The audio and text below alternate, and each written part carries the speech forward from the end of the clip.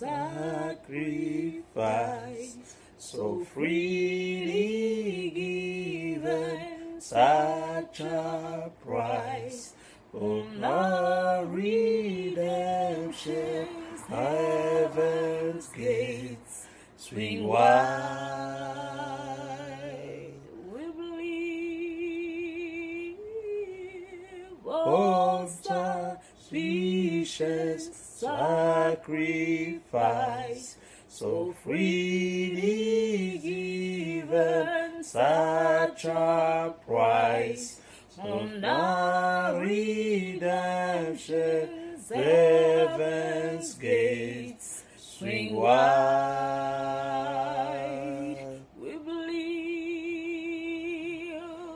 There is power in the name of Jesus. There is power in the name of Jesus. There is power in the name of Jesus.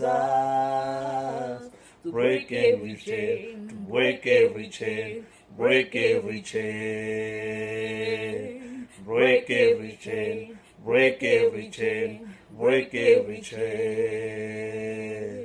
You hold the universe. You hold everyone on earth. You hold the universe. You hold everyone on earth. You hold the universe. You hold everyone on earth. There is army rising up. There is army rising up. Break every chain, break every chain, break every chain, break every chain, break every chain, break every chain, break every chain, break every chain, break every chain. Que Dieu soit loué, que Dieu vous bénisse. Aujourd'hui, nous allons intituler notre message d'aujourd'hui Anne, pourquoi pleures-tu? Bébé, j'aimerais que tu nous lises dans 1 Samuel 1, verset 8. Akal à son mari lui disait: Anne, pourquoi pleures-tu? Et pourquoi ne manges-tu pas? Pourquoi ton cœur est-il attristé? Est-ce que je ne vaux pas pour toi mieux que 10 fils? Amen. Amen. C'est l'histoire d'un homme marié à 2 femmes. Une qui enfante et l'autre non. À cause des railleries et des moqueries de sa rivale, la femme stérile est triste et refuse même de manger. Mais voilà ce que lui dit son époux. Elkana, son mari, lui disait: Anne, pourquoi pleures-tu et ne manges-tu pas? Pourquoi ton cœur est-il attristé? Est-ce que je ne vaux pas pour toi mieux que 10 fils? Ce n'est pas parce qu'il ne voit pas la rivale se moquer ou que la stérile n'a pas droit de pleurer de sa stérilité. Non. Ce n'est pas parce qu'il n'a pas envie d'avoir des enfants avec Anne. Ce n'est pas parce qu'il a déjà des enfants avec Pénina qu'il néglige Anne. Car la Bible dit à ce propos qu'au moment des offrandes à Dieu, il donne une double portion à Anne. Une double portion de ce qu'il donne à l'autre femme et ses enfants. C'est-à-dire qu'il considère Anne comme ayant des enfants. Non seulement il lui donne de quoi faire son offrande, mais aussi celui de ses enfants à venir.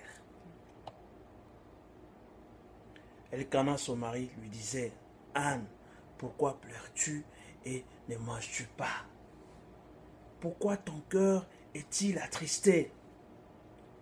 Est-ce que je ne vaux pas pour toi mieux que 10 fils? Anne, pourquoi pleures-tu? Ne suis-je pas pour toi plus que 10 enfants? Pourquoi ne peux-tu pas te contenter de ce que tu as jusqu'à ce que le moment du changement arrive? Pourquoi pleures-tu, Anne? Peux-tu avoir des enfants si tu n'as pas de mari? Anne, ouvre tes yeux et regarde ce que tu as déjà.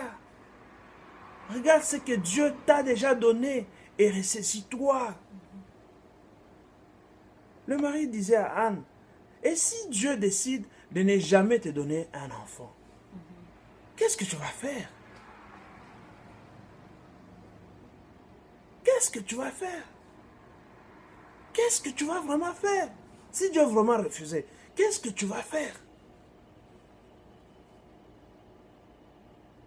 Vraiment, vraiment. Tu ne vas pas manger toute ta vie? Avoir un enfant n'est pas un signe d'une vie idéale avec Dieu. À force de rester concentré sur l'envie d'avoir un enfant, tu ne me regardes même pas. Est-ce que je t'ai déjà maltraité à cause du fait que tu ne me fasses pas d'enfant? Mes frères et sœurs, très souvent, nous agissons comme Anne. Nous avons les yeux rivés sur ce que Dieu n'a pas encore fait pour nous, sans penser à être reconnaissant pour ce qu'il a déjà fait. Regarde bien dans ta vie et vois ce que Dieu a déjà fait pour toi. Et sois satisfait. Dieu sait à quoi il t'appelle et te fera entrer dans ses promesses selon ses plans pour toi. Apprends à reconnaître ce que Dieu a déjà fait et arrête de pleurer pour ce que tu n'as pas. Arrête de pleurer. Apprends seulement à reconnaître ce que Dieu a déjà fait pour toi. Arrête de pleurer.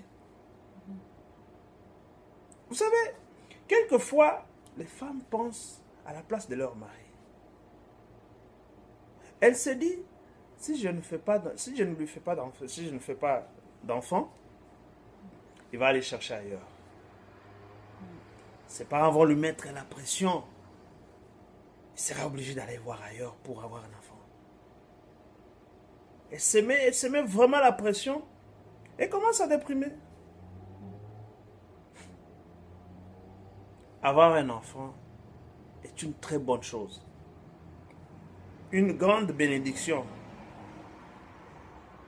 Mais ne pas faire d'enfant ne veut pas dire que Dieu ne nous aime pas. Ça ne veut vraiment pas dire ça. Prie pour ce que tu espères et crois que Dieu le fera. Mais en attendant, sois reconnaissant pour ce que Dieu a déjà fait pour toi. Remémore-toi ce que Dieu a déjà fait pour toi. Car en te rappelant ce combat, ces tribulations, ces épreuves que Dieu t'a déjà fait traverser, tu te rendras compte qu'il est un Dieu puissant et rien ne peut lui échapper. Dieu ne prend pas plaisir à te voir malheureux. Ce n'est pas son but que tu sois vaincu et déçu. Non. Ce n'est pas parce que Anne a trop pleuré que Dieu lui a donné un enfant. Non. C'était déjà prévu. Dieu ne faisait que permettre la situation qui allait donner à Anne de consacrer l'enfant à Dieu. Mon frère, ma soeur, pourquoi pleures-tu? Que Dieu vous bénisse tous.